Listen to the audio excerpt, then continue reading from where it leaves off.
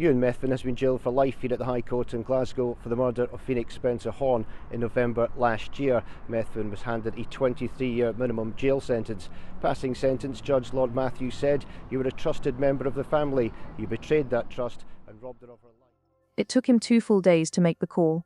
Not because he didn't know what to say, not because he was confused, but because for 48 hours, he was busy controlling the story. When the emergency operator finally picked up, his voice was steady, almost casual, as if he were reporting something unfortunate, not confessing to the most violent act of his life. "I had a psychotic break," he said.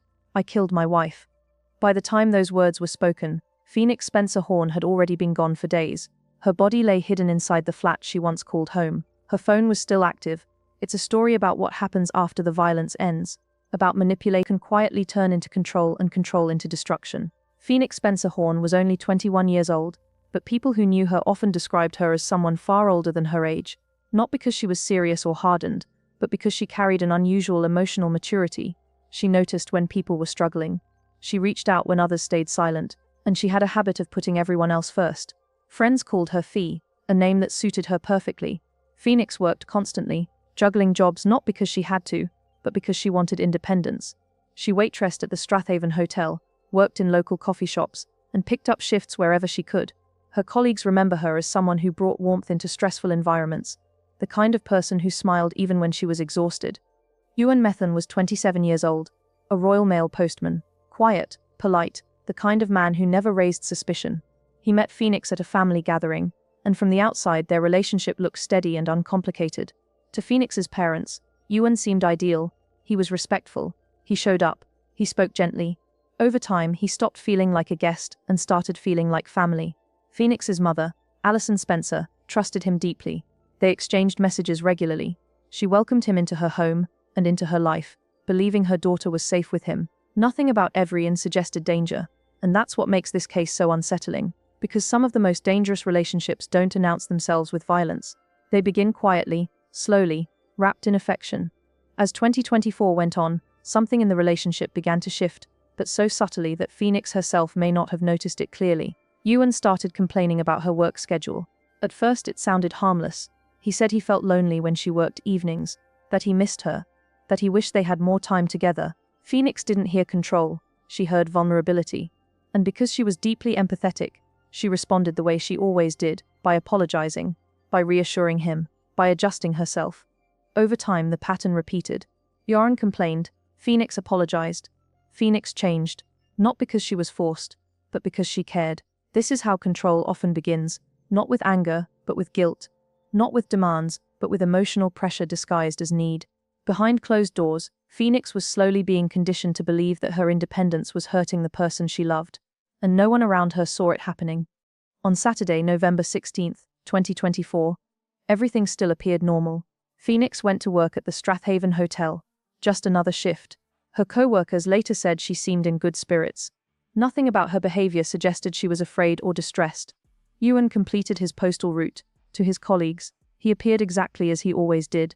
When his shift ended, he mentioned heading home to relax, a completely ordinary comment.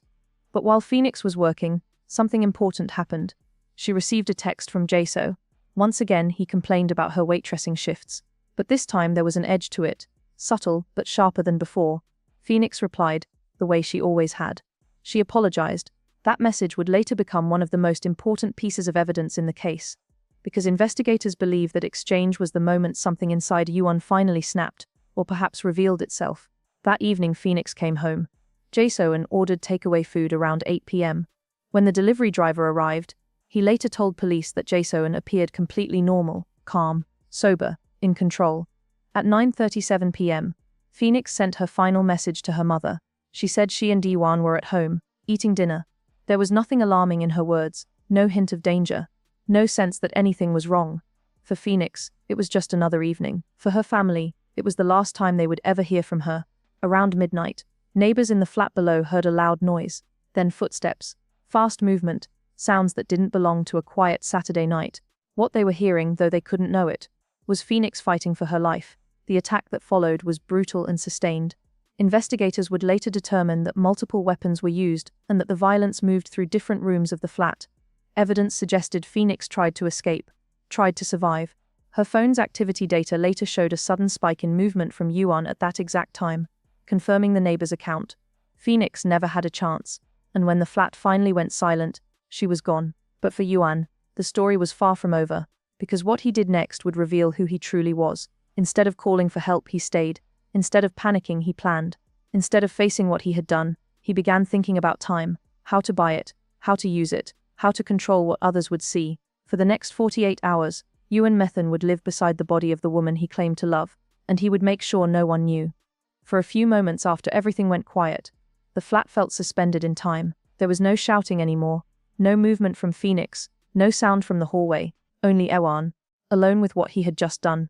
For most people, this is the point where panic would set in, where shock would take over, where the weight of reality would crash down so hard that the only instinct left would be to call for help. But that didn't happen here. Instead, Kieran did something far more disturbing.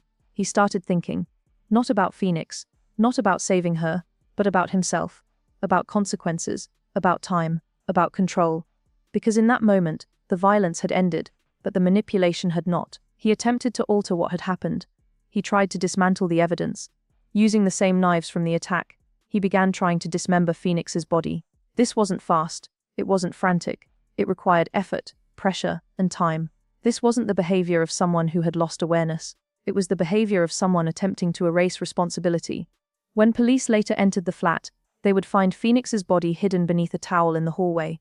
Blood was present in multiple rooms, the bathroom, the bedroom, the hallway, suggesting movement after the attack, not collapse. The flat itself became a silent witness. Walls, floors, doorways, everything told a story Ewan would later deny. And then, after everything he had done, Ewan stayed. He didn't flee the city. He didn't collapse in remorse. He didn't call anyone for help. He remained inside the flat. He slept there, moved around there, lived there, just meters away from Phoenix. That choice alone would later destroy his defense. Because fear makes people run. Control makes people stay. In the early hours of Sunday morning, while most of the city slept, Ewan picked up his phone, and he went online. What investigators would later find on his devices stunned the courtroom. Just hours after Phoenix was killed, Jaso began messaging drug dealers, asking to buy cocaine. These weren't accidental searches. They were deliberate attempts to arrange purchases, and he didn't stop.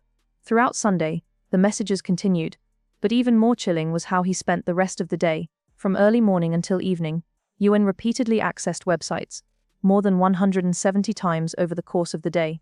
10 hours of normal activity, scrolling, clicking, existing, while Phoenix lay hidden in the hallway. This wasn't someone frozen by horror. This was someone compartmentalizing. While Ewan was online, someone else was waiting. Phoenix's mother. Alison Spencer had spoken to her daughter just the night before. The last message had been normal, casual, comforting. So when Sunday morning passed without a reply, Alison did what any mother would do. She checked in. The response came back quickly, too quickly, but she didn't know that yet. The message said Phoenix was still asleep, that she'd been drinking the night before, that she'd text later.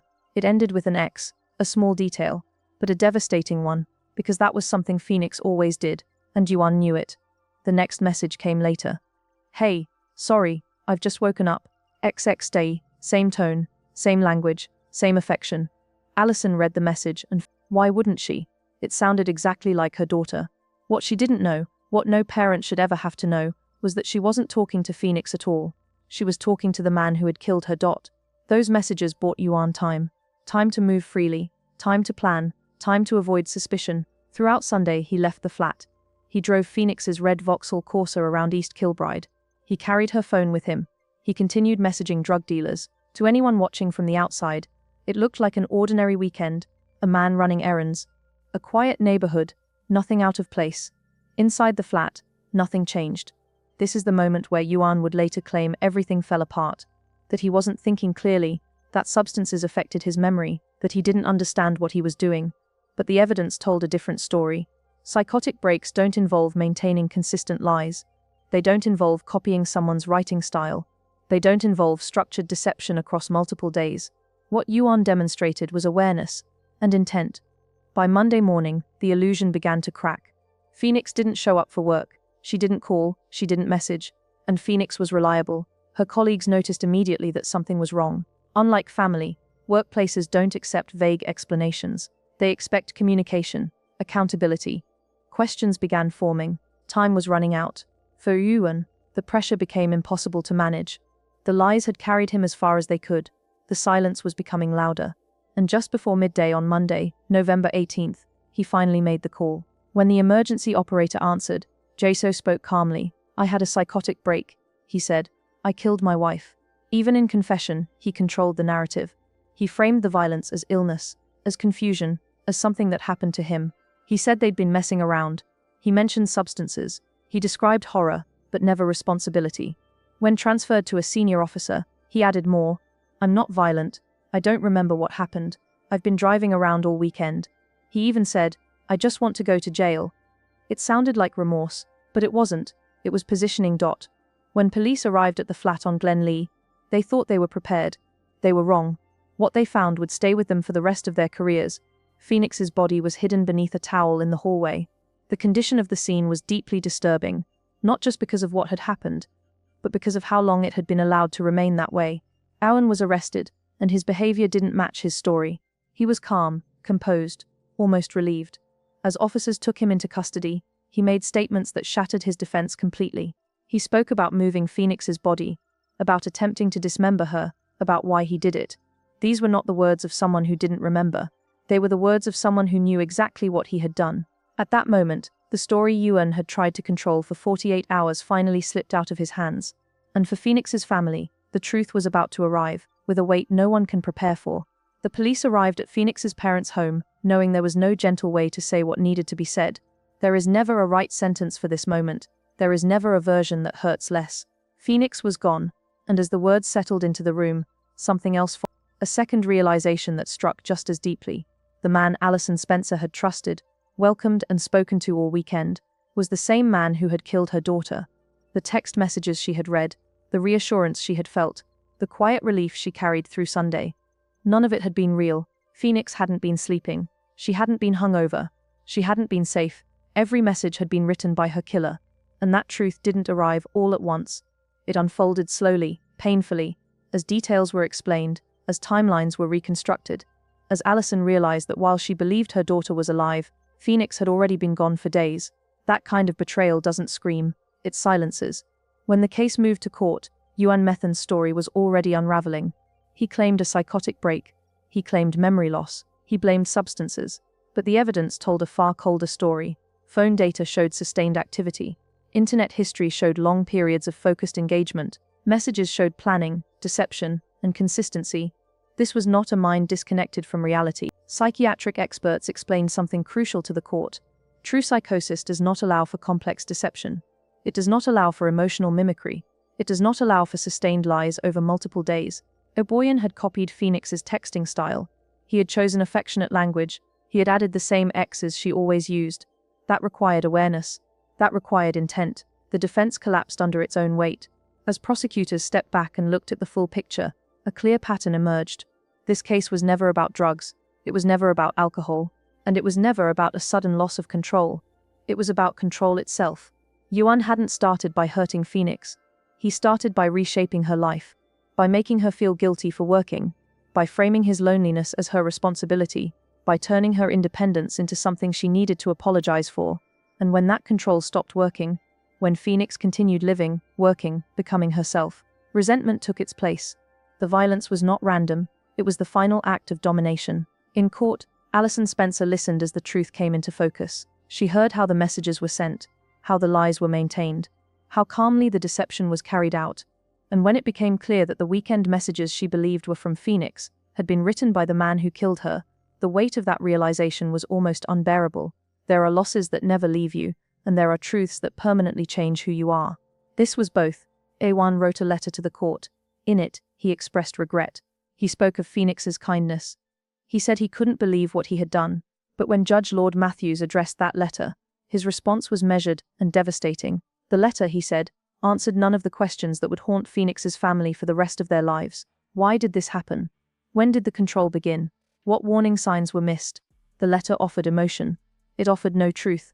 On July 14, 25, the sentence was delivered. Life imprisonment, with a minimum term of 23 years. Yuan Methan would one day be eligible for parole. Phoenix would never come home. For the court, the case ended that day. For Phoenix's family, it never will. The courtroom emptied, the noise faded, but Phoenix's absence remained. In empty rooms, unanswered messages, and futures that would never unfold. And yet her story did not end in violence.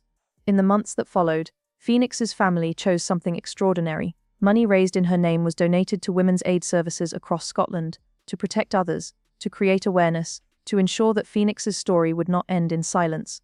Women's Aid Glasgow responded with words that captured her legacy perfectly. Phoenix's name now stands for more than loss. It stands for action, for change, for refusing to let her story end quietly. Phoenix, a name that means rising from the ashes. This case leaves behind uncomfortable truths.